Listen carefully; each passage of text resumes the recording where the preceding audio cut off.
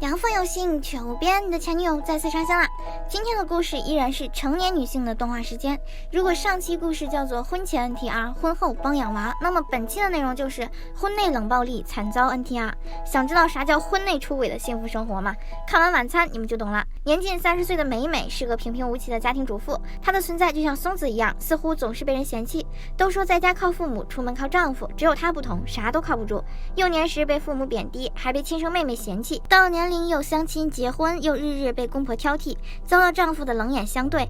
虽然美美常被打击，但是她有个解压的秘籍，那就是做饭，在烹饪中找到自我。她十分的期望别人也能喜欢自己的料理，然而丈夫却总是冷淡的拒绝，浑身上下都写着4个字：离我远点。自信心常被重击，冷暴力时刻遭遇，美美终于受不了，主动提出离婚建议。奈何丈夫是好面子的，离婚是不可能离的，大男人被家庭主妇嫌弃，那说出去多丢人呀。为了逃离这样的环境，美美和丈夫分居了，而她的生活真正从黑白变为了彩色，还多亏了那个男人，那个称呼她为太太的男人。在很普通的一天，美美因为急着倒垃圾，连鞋子都跑掉了一只。万幸的是，她赶在车闸闭合之前把垃圾扔了进去，就是手差点被夹到了。这通操作可把环卫小哥吓了一跳，他连忙踢下了暂停键，并把美美拉了过来。被人保护的瞬间在刹那间静止，仿佛被小哥按到的其实是心脏暂停键，一切都是那么虚幻，只有手腕间沁过的汗水在提醒美美这是真实存在的。短暂的接触让她感受到了久违的悸动，从这天起她开始仔细的梳妆打扮，特意在垃圾站前苦等，制造偶遇的机会。美美本想克制自己，没想到一次四目相对便足以让她溃不成军。她主动询问了小哥的名字，这是美美生命中第一次主动询问男生的名字。借着此次机会，美美被那个叫做阿红的男人捡回了家，对她来说这是出轨也是救赎。阿红是个很贴心的人，他会笑着夸赞美美烹饪的每道料理，会在美美不自信的时候给她支持和鼓励，教会她拥抱生活，感受温暖。美美时常在思考，在没有遇到阿红之前，自己是不是连什么叫有呼吸的活着都不明白呢？毕竟现在的生活才称得上是人生呀。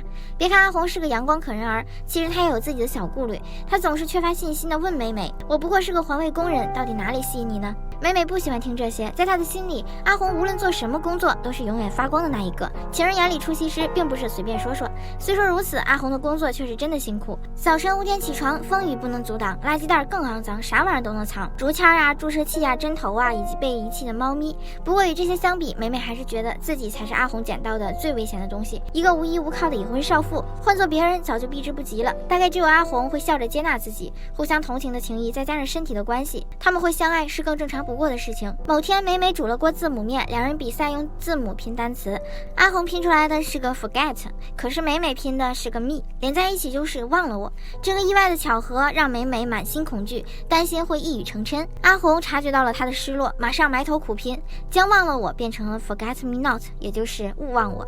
看似小小的举动瞬间安慰了美美，想必没有人能拒绝一个时刻关心你的爱人，她自然也不例外，只能放肆的沉沦，靠情欲抒发爱意。时间逐渐流逝，丈夫的卡改了密码，美美没有了金钱来源，她想用自己的能力为阿红做点什么，像做饭、做家务、睡觉等等。她也和丈夫做过，可是和那时比起来，现在才是真正的快乐。因为只有阿红会给美美反馈，她的双眼散发着喜欢，她的拥抱赋予着温暖。即便同居了1年，两个人互动仍然热情不减。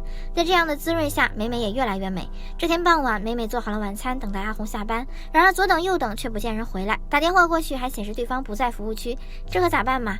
锅里的关东煮咕嘟咕嘟的冒着泡，象征着美美起伏不定的心情。听着耳边传来的救护车的声音，她心里更加担心了。美美开始幻想阿红可能面临的所有不幸，失火了，被重物砸到。她一边在屋里徘徊，一边自我安慰，没事的，吉人自有天相，如果阿红真的发生意外，肯定有人会联系自己。想到这里，美美又陷入了怀疑，可是谁会联系我呢？好像没人知道我住这里，和有妇之夫同居的丑事，阿红怎么会告诉别人呢？到头来终究是我一个人承受了一切。消失已久的负面情绪再度纠缠到了美美身上，自卑笼罩着她，思绪也是不可自已的随着天色一起变暗了。美美在此时明白，原来她之所以努力做饭，就是为了证明自身价值，用行动讨好阿红，再利用对方让自己重新呼吸。在这样那样的脑补之中，美美有点绷不住了。在她想要拨打咨询电话时，阿红却突然推门而入。看见她身影的那一刻，美美生气地鼓起了嘴。然而堆积了许久的不爽，在爆发的最后一刻，却化作了满满的拥抱。阿红回家这么晚，都是因为被脏水淋了一身。她害怕自己熏到美美，已经在单位洗了2次澡了。即便如此，美美还是不管不顾地抱了上去。其实阿红也在想着美美。对这个男人来说，如果没有吃到美美的晚饭，一天的生活就不算真的结束。一句小小的肯定，抚慰了美美所有的不安，她笑得更甜了。咪咪ちゃん，旦那と別れな。俺ら本式になろう。如果这都不算爱，还有什么好期待？从这晚之后，阿红只要晚回家，就会打电话告知美美，这是规矩，也是承诺。面对这样的爱人，美美怎么可能不深陷其中呢？这天，娘家的妹妹要结婚了，她打电话邀请美美参加婚礼。妹妹知道她的事，也一直在帮忙掩护，避免双方的父母知道。妹妹还说，姐夫早就找到了侦探，调查了美美的一切，知道她住在哪里，和什么人在一起。美美再熟悉不过丈夫为人处事的方法，唯一让她意外的是，丈夫居然同意离婚了，甚至真诚地表示，如果是这个男人的话，我愿意把你交给他。美美从没有想过，讨厌的家伙也有可爱的一天，或许自己比他更讨人嫌也说不定。为了正视过去，结束不幸的婚姻，光明正大的站在阿红身边，美美答应了妹妹，到时候去参加婚礼。人生可真奇妙，在美美的记忆中，妹妹和丈夫都曾经是打击她的人，现在却成为了她打开生活的关键。在现实里被击倒的你们有没有想过，或许你心中的大反派只是个纸老虎，稍微用点力气就会羞得倒地不起了。在一段正当的婚姻中，婚内出轨无疑是可耻的行为，然而这个故事却是在美化婚外情，它的三观是否存在问题是一个见仁见智的问题，只能说理解是互相的，婚姻是需要共同经营的。如果一个人在不幸的婚姻里不断的消耗青春和生命，还不如及时放手，选择一个正确的方式，找到自己合适的幸福。当然了，不管是精神出轨还是肉体出轨，都应该在离婚后再进行。这里的意思也不是说劝大家离婚，而是想请观众要有自己理性的判断和想法，不要被任何人的看法或者是一个视频左右三观。今天的节目到这就结束了，喜欢前女友的别忘了那3点：点击右上角的关注订阅，点点小铃铛第一时间收看我，还有就是点赞投币给我一个支持哦。疫情期间大家注意身体健康，那么我们下期再见吧，老子爱你。